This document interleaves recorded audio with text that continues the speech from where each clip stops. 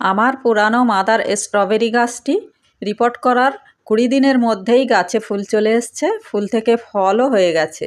গাছ বসানোর 15 দিন পর এতে দিয়েছিলাম একটি ব্যালেন্স এনপিকে, আর এখন দিয়ে দিচ্ছি লিকুইড জৈব সার, সর্ষের খোল ভেজানো জল। ফলগুলো মাটির সংস্পর্শে আসার আগে গাছে অবশ্যই মালচিং করে দিতে হবে, তাই আমি এখানে শুকনো পাতা দিয়ে মালচিং করে দিচ্ছি। আপনারা চাইলে প্লাস্টিক অথবা খড় দিয়েও মালচিং করে দিতে পারেন। বাড়ির বারান্দা হোক বা ছাদ বাগান, যে কোনো ছোট্ট জায়গাতেই ফলিয়ে নিতে পারেন এই টক মিষ্টি স্বাদের সুন্দর স্ট্রবেরিটি। ফলগুলো যখন এইরকম রং আসতে শুরু করবে বা রং ধরবে, তখন আমরা এই গাছে আর কোনো খাবার দেব না, শুধু নিয়ম করে প্লেন জল দিতে থাকবো।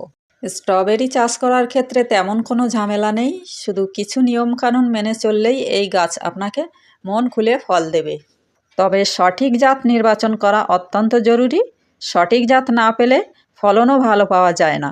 আমার এই একই পাত্রে দুটি জাত বসানো আছে, একটি উইন্টার ডন আর একটি ক্যালিফোর্নিয়া। দুটো জাতই আমাকে সন্তুষ্ট করেছে। এর ফলনও খুব ভালো, ধরনও ভালো, দেখতেও খুব সুন্দর এবং সাইজও খুব ভালো।